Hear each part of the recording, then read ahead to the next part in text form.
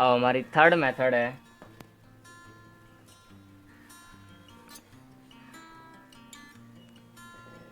अधिक लाभ की पद्धति।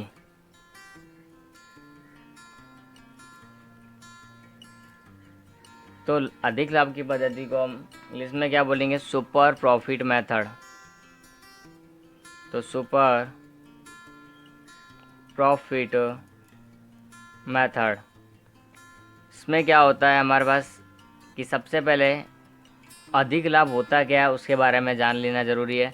तो अधिक लाभ क्या है उसके बारे में देखते हैं।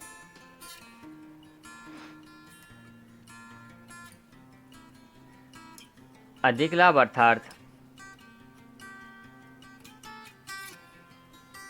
औसत लाभ की सामान्य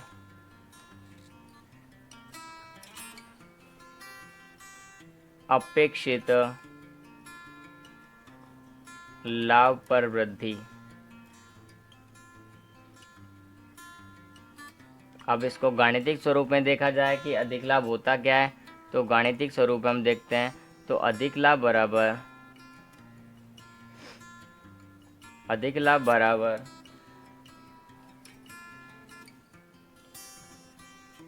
औसत लाभ माइनस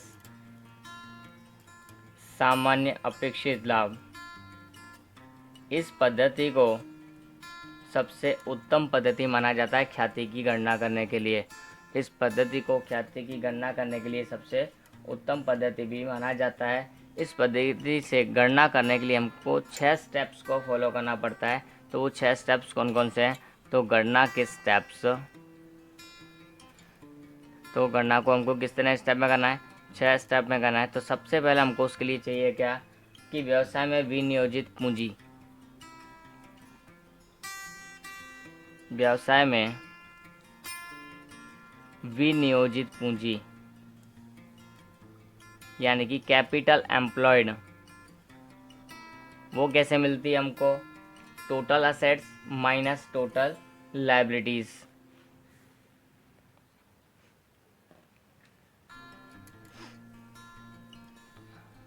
तो ये हमको कैसे मिलेगा? इसको सूत्र हम साथ में लिखते जाते हैं। कुल संपत्ति माइनस कुल बाहरी दायित्व। बाहरी मतलब जो पेमेंट करने लोगों को, वही पूंजी भी जिसमें आती है बैलेंस शीट के अंदर, लायबिलिटी शीर्षक के अंदर। तो पूंजी, अनामत और बाहरी दायित्व, सभी प्रकार के दायित्व। लेकिन यहाँ हमको पूंजी और अनामत को छोड़कर जितने भी दायित्व है वो सारे दायित्व यहाँ लिखने के होते हैं। कोई भी अनामत और पूंजी इसके अंदर आती नहीं है, वो हमको थोड़ा सा ध्यान रखना पड़ेगा। इसको हम क्या बोलते हैं? Capital employed. ये इतने लेवल पर छोटा ही है, लेकिन जब यही चैप्टर आगे जाकर दोबारा आता है, जब वैल्यूएशन ऑफ गुडविल, तब ये थोड़ा लेंथी हो जाता है। अब स्टेप 2 की हम बात करते हैं। तो स्टेप 2 हमारे लिए क्या है? अपेक्षित मुआवजा का दर, रेट ऑफ रिटर्न। अपेक्षित मुआवजा का दर, एक्सपेक्टेड रेट ऑफ रिटर्न जिसको हम बोल सकते हैं। यहाँ पर क्या बोलेंगे? Expected rate of return. ये बुक में दिया ही होता है, इसके बिना अगर ये ना दिया हो तो सम होगा नहीं। एक्सपेक्टेड रेट ऑफ रिटर्न, यहाँ पर अपेक्षित मुआवजा का दर होना बहुत ही ज़रूरी है। अगर ये मेथड में, ये सवाल में नहीं दिया है, तो ये सवाल इस पद्धति से होगा भी नहीं। थर्ड स्टेप की हम बात करें, स्टेप 3, तो हमको क्या मिलेगा? अपेक्षित लाभ मिलेगा। तो अपेक्षित लाभ यानी कि हमको सामान्य अपेक्षित लाभ मिलता है, एस्टिमेटेड प्रॉफिट। वो कैसे मिलता है? तो व्यवसाय में विनियोजित पूंजी गुणा मुआवजा का दर। तो व्यवसाय में विनियोजित पूंजी गुणा अपेक्षित मुआवजा का दर, ये दोनों को गुणा करो, दर प्रतिशत में होगी तो डायरेक्टली हो जाएगा। अगर प्रतिशत में ना लिखनी है तो बटे 100 लगाना ज़रूरी होता है। अगर प्रतिशत में लिखोगे कैलसी यूज़ करने वाले हो तो कोई ज़रूरी नहीं है नीचे बटे में 100 लगाना। सामान्य अपेक्षित लाभ को हम क्या बोलेंगे?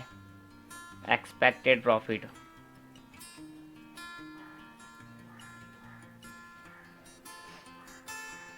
उसके बाद में हमारे पास स्टेप 4 क्या होगा? औसत लाभ। अब औसत लाभ के लिए भी हमारे अलग अलग स्टेप्स हैं। औसत लाभ निकालने के लिए हमको दो प्रकार से औसत लाभ निकाल सकते हैं, एक सामान्य औसत लाभ और एक भारित औसत लाभ। किसी भी प्रकार से ये हो सकता है, इसके लिए कोई नियम नहीं है। जैसा सवाल में इन्फॉर्मेशन दिया होगा उसके बेस पर होगा। ये सामान्य भी हो सकता है और भारित औसत लाभ भी हो सकता है, डिपेंड ऑन द। और उसके बाद में भी इसके अंदर अगर कोई कर वगैरह दिया तो वो भी माइनस प्लस होने के बाद सब होगा, तो इसका एक कॉलम अलग से होता है। औसत लाभ के बाद में हमारे पास में क्या आएगा? स्टेप 5 अधिक लाभ।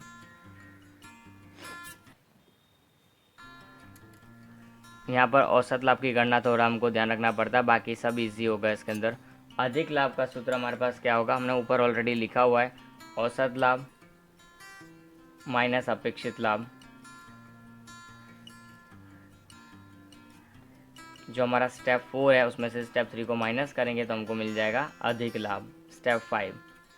अब लास्ट हमारे पास में क्या आता है?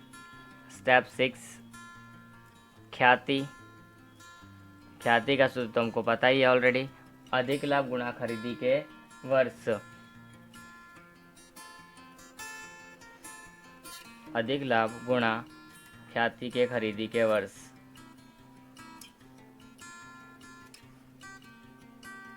तो उससे हम इसको गुणा करेंगे तो हमको ख्याति मिल जाएगी। तो इस तरह से इसके हमारे पास में जो स्टेप्स हैं पूरे पूरे 6 स्टेप्स, उनको फॉलो करके हम इसका गणना कर सकते हैं। अब नेक्स्ट मेथड हमारी पूंजीकृत लाभ की पद्धति, वो हमारी 4th मेथड है, ये हमारी 3rd मेथड थी।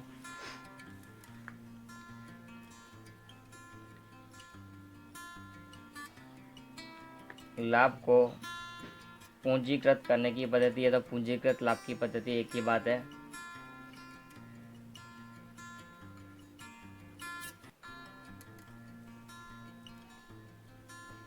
Capitalisation of the profit.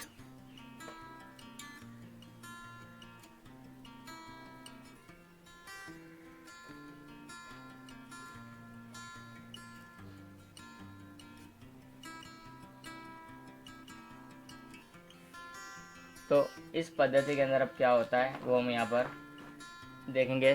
तो लाभ को यहाँ पर हमको क्या करना है? पूंजीकृत करना है। तो पूंजीकृत लाभ करने के लिए भी हमारे पास में कुछ स्टेप्स होंगे, उनको हमको फॉलो करने का रहेगा। तो कौन कौन से स्टेप्स हैं? यहाँ पर हमारे पास 5 स्टेप्स हैं। कितने स्टेप्स रहेंगे हमारे पास? 5 स्टेप्स रहेंगे। तो उनमें से पहला स्टेप क्या है वो भी देखते हैं। गणना करने के लिए लाभ को पूंजीकृत करना है तो हमको गणना के लिए जो स्टेप्स हैं उनको देखते हैं। 5 स्टेप्स हमारे यहाँ पे हैं। तो स्टेप 1 हमारे पास जो यहाँ था उसके जैसे ही है कि विनियोजित पूंजी क्या है। तो विनियोजित पूंजी जिस तरह से यहाँ पे था उसी तरह से यहाँ पर भी होगा, कोई फ़र्क नहीं होगा उसके अंदर। कैपिटल एम्प्लॉयड यानी कि कुल संपत्ति माइनस कुल बाहरी दायित्व, जो बाहर पेमेंट करने होते हैं उनको ही बाहरी दायित्व कहा जाता है।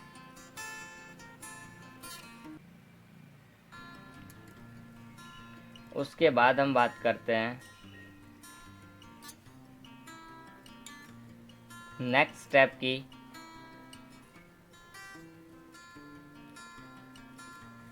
तो नेक्स्ट स्टेप में हमारे पास में क्या आएगा?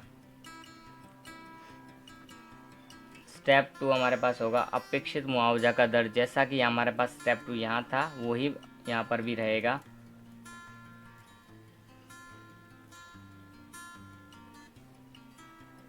दोनों पद्धति में सिर्फ थोड़ा सा ही फ़र्क है। ये सवाल में दिया ही होगा अपेक्षित मुआवजा का दर, उसके बिना सवाल होगा नहीं। फिर हमारे पास में स्टेप 3 आएगा औसत लाभ। क्या होगा हमारे पास यहाँ पर? औसत लाभ। अब औसत लाभ की हम बात करें तो औसत लाभ दो प्रकार से हो सकता है। कौन कौन सी दो प्रकार से? या तो सादा औसत लाभ या तो भारित औसत लाभ। दोनों में से कोई भी प्रकार का औसत लाभ हो सकता है। हमारे पास औसत लाभ के दो प्रकार है, सादा औसत और भारी औसत। तो दोनों में से कोई भी एक प्रकार हो सकता है। स्टेप 4 हमारा क्या होता है? पूंजीकृत लाभ। तो पूंजीकृत लाभ हमारा किस तरह का लाभ है, उसकी गणना कैसे कर सकते हैं? तो वही यहाँ पर इम्पोर्टेंट है हमारा कि औसत लाभ जो आएगा हमारा, कोई भी प्रकार का औसत लाए, बटे में उसको क्या करना हमको? अपेक्षित मुआवजा का दर, अपेक्षित मुआवजा का दर गुणा 100। अगर इसको प्रतिशत में लगा रहे हो तो ये करने की जरूरत नहीं है, डायरेक्टली डिवाइड करना है, परसेंटेज कर दोगे तो। लेकिन अगर परसेंटेज नहीं किया तो गुणा 100 लगाना पड़ेगा। दोनों साथ में मत करना, नहीं तो आंसर बिल्कुल भी नहीं आएगा। स्टेप 5 हमारा क्या होगा? ख्याति निकालनी रहेगी। तो ख्याति कैसे निकाल सकते हैं इसकी हम? तो पूंजीकृत लाभ जो होगा हमारा, उसमें से हमको क्या विनियोजित पूंजी माइनस करनी रहेगी। अगर इसको हम माइनस कर देंगे तो हमको क्या मिल जाएगा? ख्याति मिल जाएगी कि पूंजीकृत लाभ माइनस विनियोजित पूंजी, यानी कि स्टेप 4 में से स्टेप 1 को माइनस कर देंगे तो हमको स्टेप 5 यानी कि ख्याति मिल जाएगी हमारी। तो ये हमारी चारों मेथड्स के बारे में हमने डिस्कशन किया अभी तक कि इनके फॉर्मूलेज क्या है, कौन कौन से स्टेप्स उनको फॉलो करना पड़ता है। और इनमें सबसे ज़्यादा हमारी आईएमपी है वो अधिक लाभ की पद्धति। एग्ज़ाम में सबसे ज़्यादा पूछे जाने के चांसेस न्यू कोर्स में ये ही है। तो ये हमको ध्यान रखना है किस तरह से इसकी कैलकुलेशन होती है, किस तरह से नहीं। ओके। थियरी में इनके कोई भी फॉर्मूला एक एक मार्क में एमसीक्यू में वो बनाकर पूछ सकते हैं, ये भी हमको ध्यान रखना पड़ेगा क्योंकि क्वेश्चंस है इस चैप्टर में से तो पूछे भी जा सकते हैं। No doubt is there. Okay.